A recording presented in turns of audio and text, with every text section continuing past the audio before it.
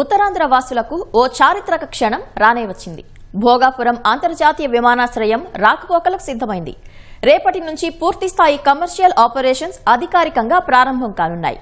RTC సైతం electric బస్సుల trial run Bhogapuram రూట్లో వేస్తూ ట్రాఫిక్ ను పరిశీలిస్తుంది. దీనిపై మా ప్రతినిధి కృష్ణంనాయుడు గ్రౌండ్ రిపోర్ట్.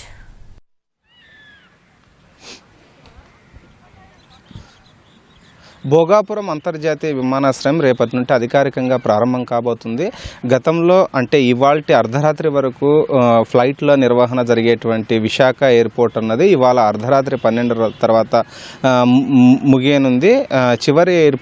చివరి విమానం విశాఖపట్నం నుంచి ఢిల్లీకి బయలుదేరనుంది. 2018 నెంబర్ కలిగినటువంటి విమానం అయితే ఇండిగోకు సంబంధించినటువంటి విమానము ఇక్కడి నుంచి అర్ధరాత్రి 10:45 గంటలకి బయలుదేరి ఢిల్లీ ఎయిర్పోర్ట్కు చేరుకునింది. దశాబ్దాలుగా ఈ ఎయిర్పోర్ట్తో విశాఖ వాసులతో పాటు ఉత్తరాంధ్ర వాసులకు కూడా ఎంతో కనెక్షన్ ఉంది.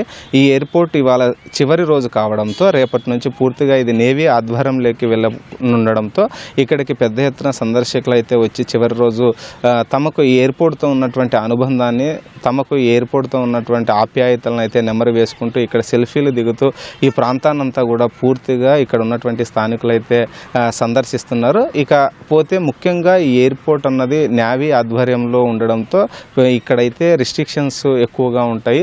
ఉదయం 8 గంటల తర్వాత రాత్రి 8 గంటల లోపు అయితే ఫ్లైట్లు తిరిగేటువంటి పరిస్థితి అయితే ఇక్కడ ఉంటుంది. ఈ క్రమంలోనే ఉత్తరాంధ్ర అన్నది అత్యంత డెవలప్ అవుతున్నటువంటి ప్రాంతం కావడంతో రాష్ట్ర ప్రభుత్వం, కూటమి ప్రభుత్వము వచ్చిన తర్వాత ఈ ప్రాంతాన్ని అభివృద్ధి చేయాలి, ఇక్కడ భారీ స్థాయిలో ఒక విమానాశ్రయం రావాలన్నటువంటి తలంపుతో పూనుకుంది. 2014-19 మధ్య చంద్రబాబు నాయుడు నేతృత్వంలో ఉన్నటువంటి కూటమి ప్రభుత్వము భోగాపురం ప్రాంతంలో పునాది రాయి వేసింది.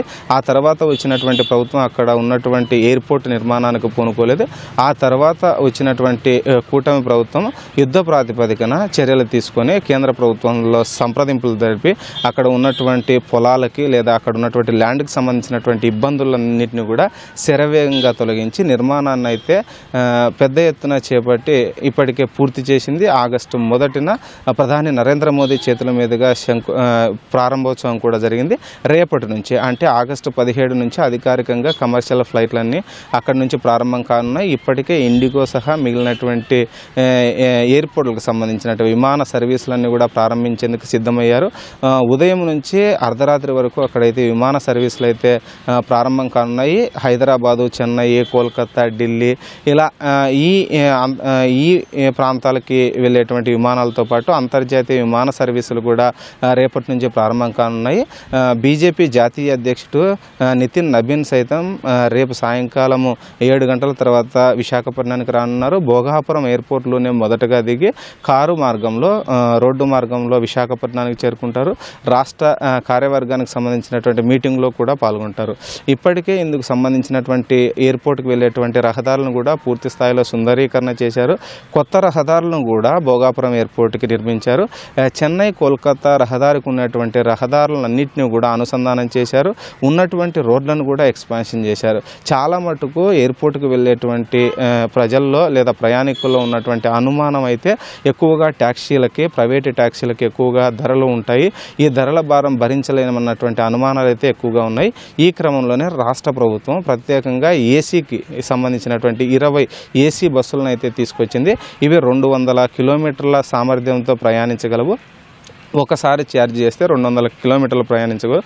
కాబట్టి దాదాపు విశాఖపట్నం భోగాపురం ఎయిర్పోర్ట్ చూసుకుంటే 50 కిలోమీటర్ల పరిధి ఉంటుంది. అంటే ఒక బస్సు 4 సార్లు తిరగడానికైతే ఇబ్బంది లేకుండా ఉంటుంది. ఉదయం 4:30 గంటల నుంచి అర్ధరాత్రి 10:30 తర్వాత వరకు ఈ బస్సులను అయితే తిప్పేందుకు ఆర్టీసీ ఇప్పటికే సంసిద్ధమైంది. ఏదైతే ఎయిర్పోర్ట్కి విశాఖపట్నం నుండి వెళ్ళేటువంటి మార్గం ఉందో ఆ మార్గంలో ఇప్పటికే పలుమార్లు ఆర్టీసీ కూడా ట్రయల్ రన్లను అయితే నిర్వహించింది. ట్రయల్ రన్లు నిర్వహించిన తర్వాత సక్సెస్ఫుల్గా చేసింది. మరోవైపు ఈ భోగాపురం ఎయిర్పోర్ట్ చూసుకుంటే మొత్తం 2,500 ఎకరాల్లో 5,000 కోట్లతో దీని నిర్మాణం అయితే జరిగింది. దీని నిర్మాణం పూర్తిగా పీపీపీ పద్ధతిలో అయితే చేశారు. పీపీపీ పద్ధతిలో నిర్మించారు. పూర్తిగా ఈ దేశంలో ఉన్నటువంటి ఎయిర్పోర్ట్లతో చూస్తే ఈ ఎయిర్పోర్ట్ అనేది పూర్తిగా అధునాతన టెక్నాలజీతో నిర్మించారని అయితే చెప్పవచ్చు. ఇక్కడ ఉన్నటువంటి పార్కింగ్ ఏరియా కూడా విశాలమైనది ఉంది.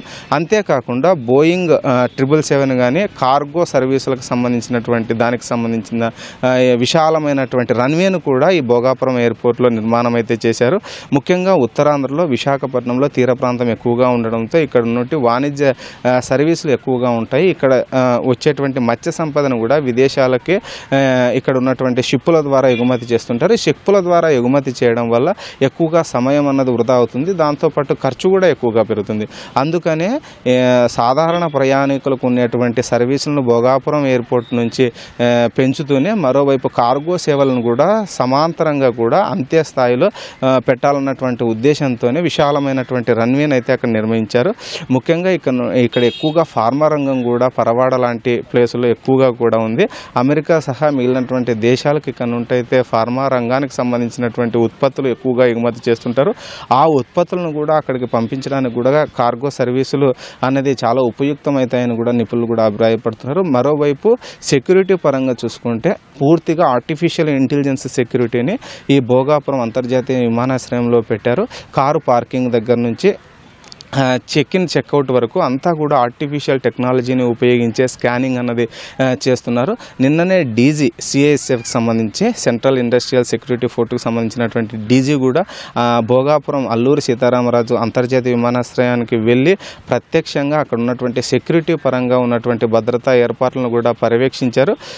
ఇప్పటి వరకు చూసుకుంటే భోగాపురం అంతర్జాతీయ విమానాశ్రయానికి 600 మంది సిఐఎస్ఎఫ్ సిబ్బందిని అయితే కేటాయించారు. ఆ సిబ్బంది ఎక్కడ పనిచేయాలి, ఎలాంటి విధులు నిర్వహించాలన్నటువంటి దానిపైన కూడా కులంకుశంగా ఎయిర్పోర్ట్ అథారిటీకి సంబంధించినటువంటి అధికారులతో డీజీ సిఐఎస్ఎఫ్కి సంబంధించినటువంటి అధికారి కూడా ఇప్పటికే చర్చలు జరిపారు. నిన్నంతా కూడా ఆ చర్చలు జరిగాయి. కాసేపటి క్రితమే డీజీతో పాటు డిఐజీ సిఐఎస్ఎఫ్కి సంబంధించినటువంటి వాళ్ళు కూడా విశాఖ ఎయిర్పోర్ట్కి నావీకి సంబంధించినటువంటి ఎయిర్పోర్ట్కి కూడా వచ్చారు. ఇప్పటికే చర్చలు కూడా ప్రారంభమయ్యాయి. ఈ ఎయిర్పోర్ట్లో వాళ్ళ విధులని ఇక తొలగించుకొని వారి విధులంతా కూడా వారి కానిస్టేబుల్ కానీ వారి సిబ్బంది కూడా అంతా కూడా భోగాపురం ఎయిర్పోర్ట్కి వారి సిబ్బందిని తరలించేటువంటి విషయం అయితే ఇప్పటికైతే ఒక క్లారిటీ వచ్చింది. రేపటి నుండి కూడా మొత్తం సిఎస్ఎఫ్ సిబ్బంది అయితే అక్కడ ఉండనున్నారు. మరోవైపు భోగాపురం ఎయిర్పోర్ట్ రావడం వల్ల ఆతిథ్య రంగంతో పాటు పర్యాటక రంగానికి కూడా పెద్ద ఎత్తున అవకాశాలు వస్తాయని కూడా నిపుణులు అభిప్రాయపడుతున్నారు. కెమెరామెన్ సురేష్తో కృష్ణమ్మ, DT న్యూస్, విశాఖపట్నం నుంచి.